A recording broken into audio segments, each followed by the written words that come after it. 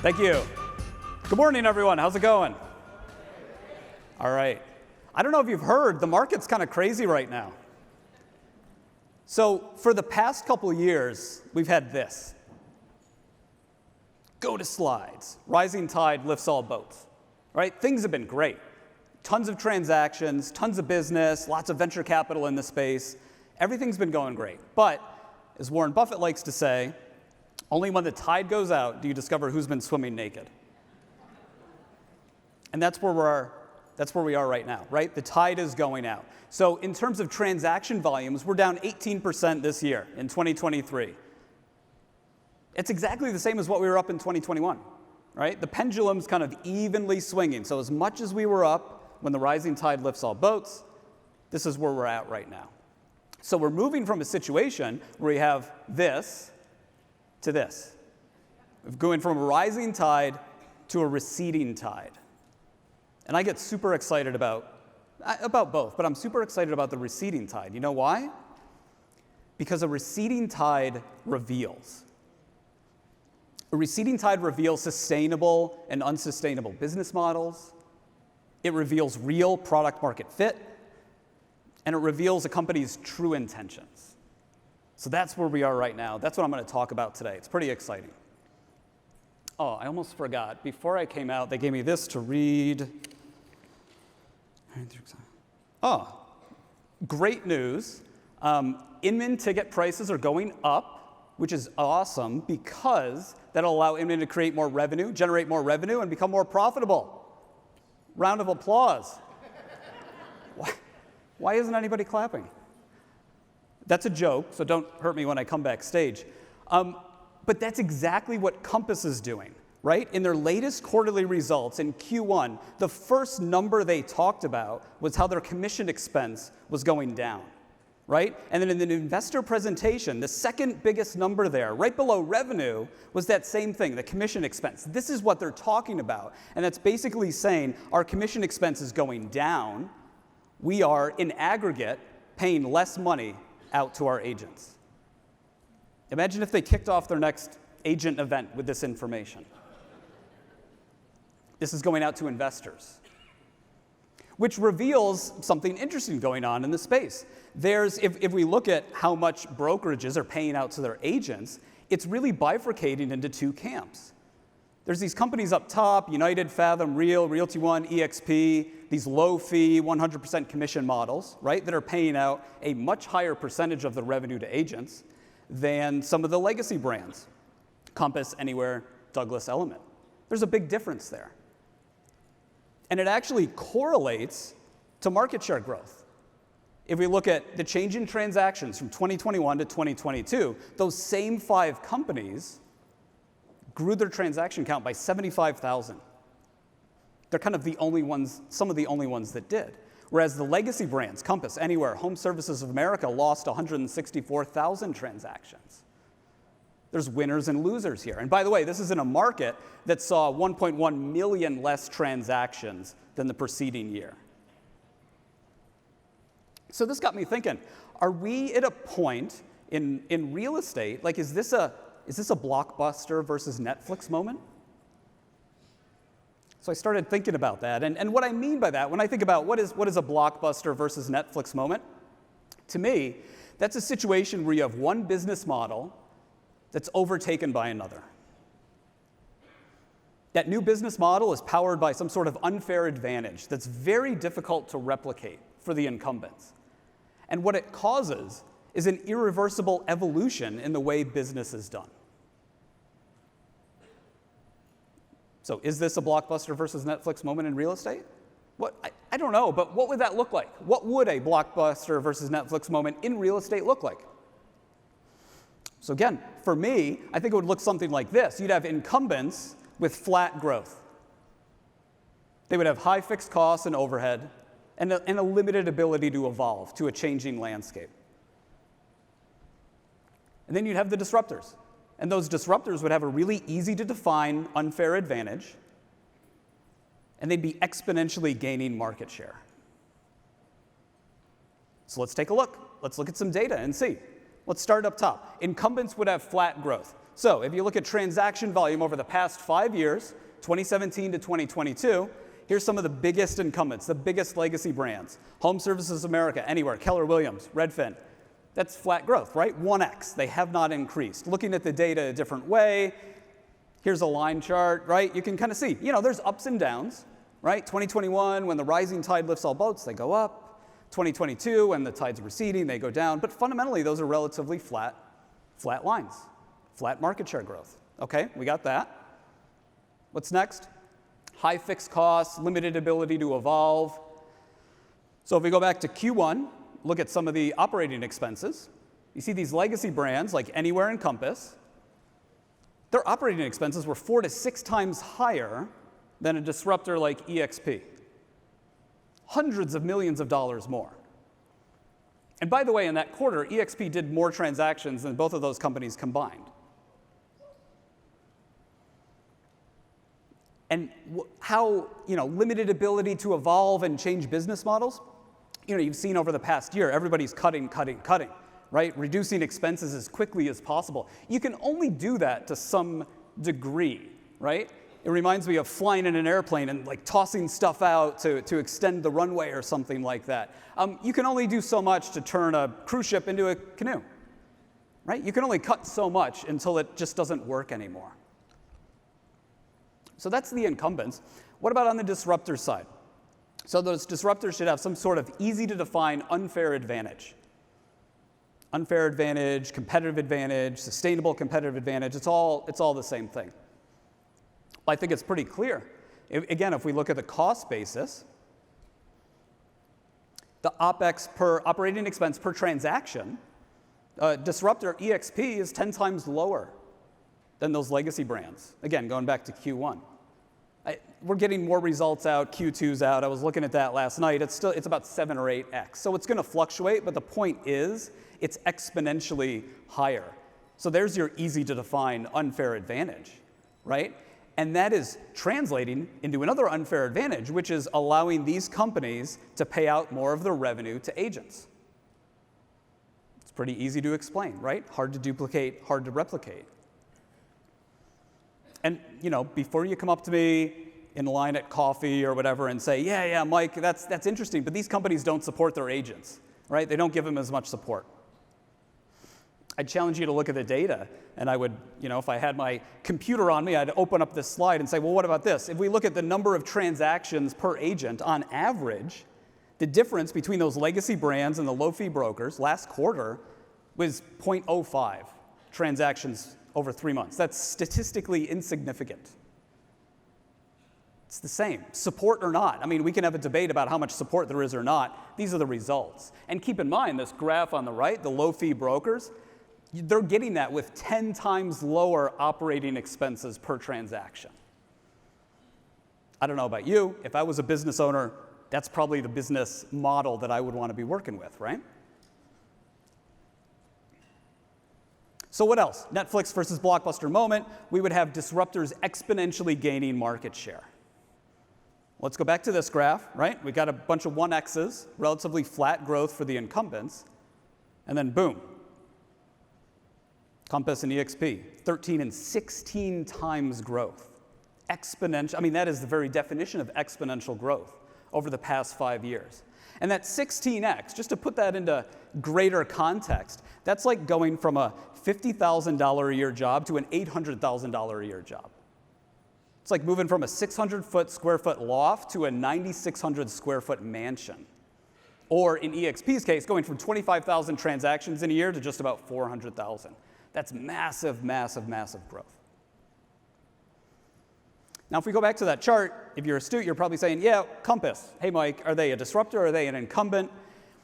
Compass is really interesting. They have the growth of a disruptor with the business model of an incumbent.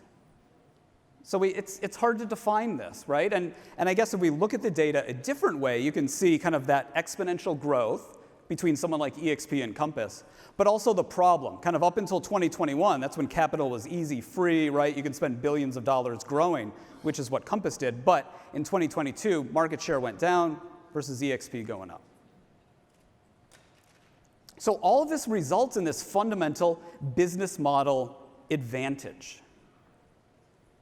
So if you look at profitability, adjusted EBITDA, again, it's bifurcating into these two camps.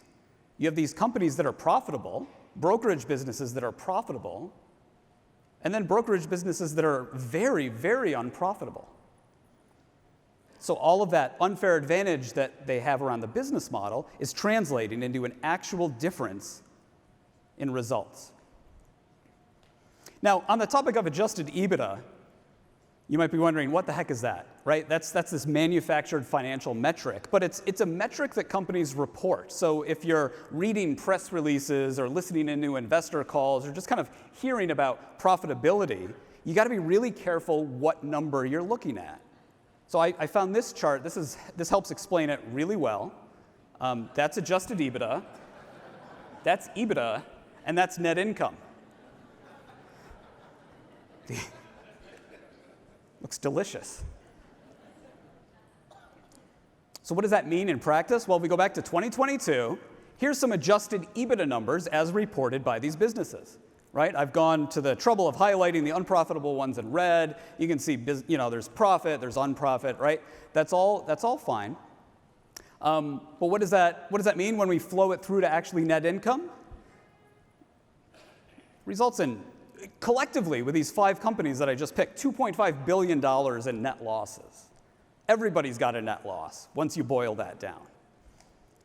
Now, this is not to say this is good or bad, and there's one number that is the ultimate truth. These numbers all have validity, and I'm not trying to disparage anyone for reporting that. What I'm trying to do is bring a little transparency into this, so when you read something and you read about a company being profitable, I'm just saying, hey, it depends on which number it is.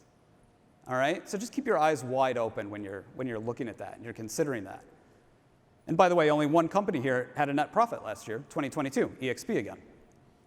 So let's go back to this, answer this question. Is this a Blockbuster versus Netflix moment in real estate? Well, I don't know.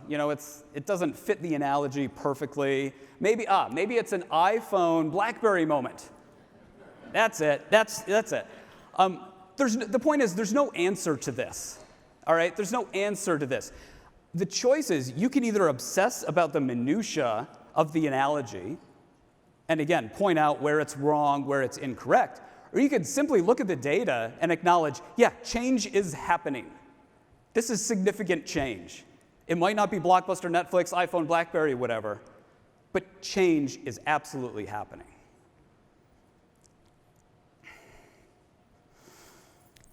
Now, next, I want to talk about 3 businesses. I want to talk about 3 businesses. I want to talk about a home rental marketplace. I want to talk about a mortgage company. And I want to talk about a real estate brokerage. 3 separate businesses: rentals, mortgage, brokerage. Each of them, so far this year, unprofitable. Each of them unprofitable, losing tens of millions of dollars, collectively $100 million. 3 businesses. Got a home rental marketplace, mortgage company, and a real estate brokerage. Got a home rental marketplace, mortgage company.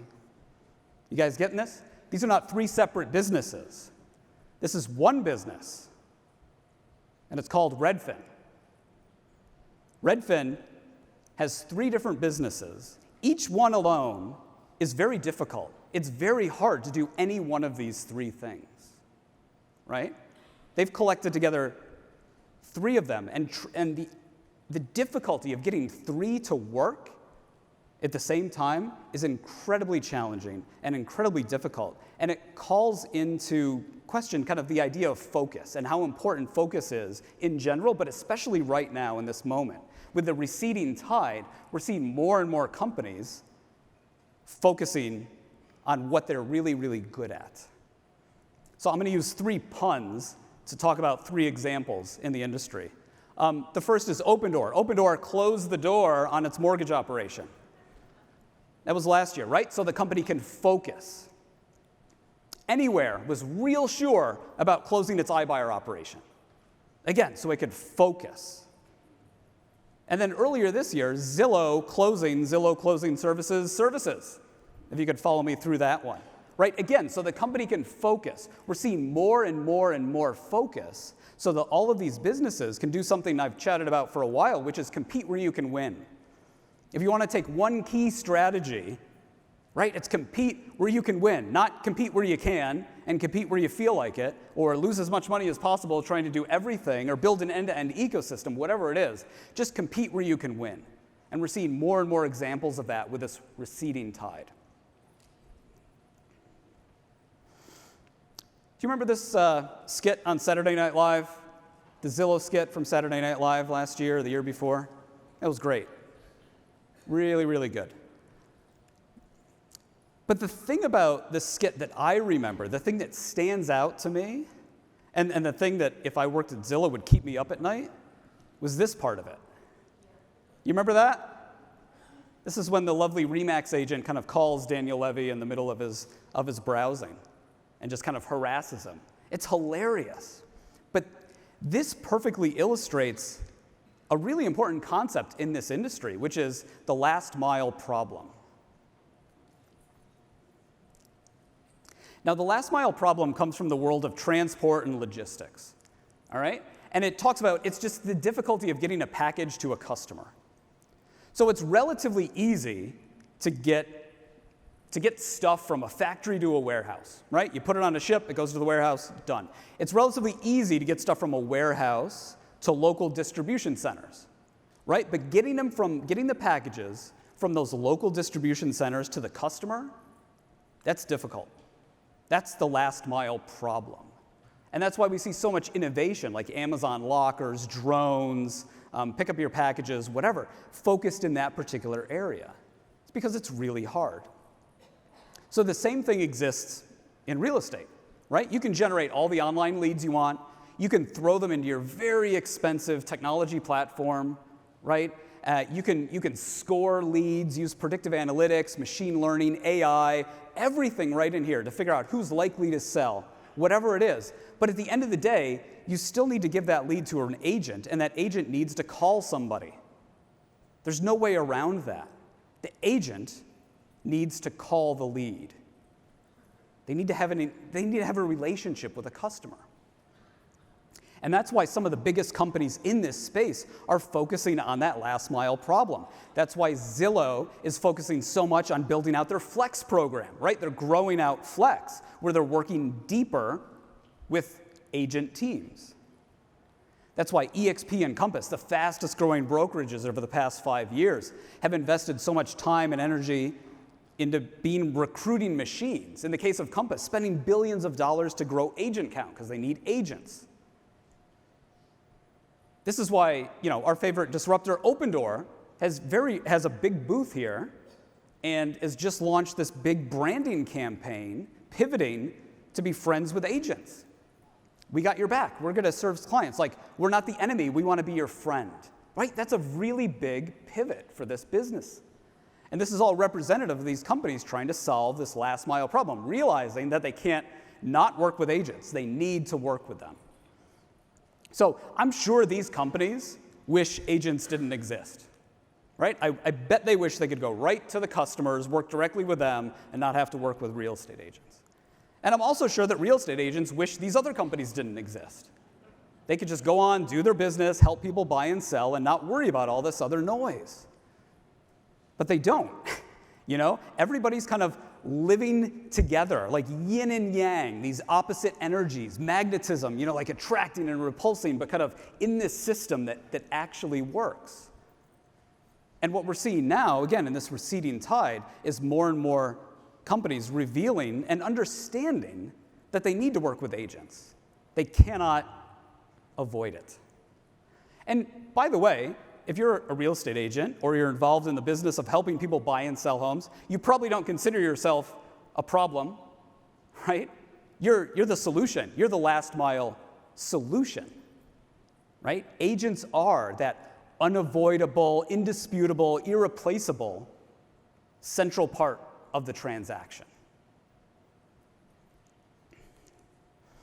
So today I've given you a lot of data And that data helps provide context. And sure, context is great, right? We want context. We want to understand why we should care. And context helps tell us the whole story.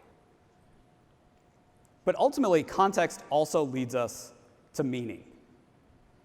And that's really what we're about, right? That's why you're here, to try to get a better sense of meaning, to understand everything that's going on in this crazy market, parse through all the data and information, to help you figure out what your path forward is, to help navigate that.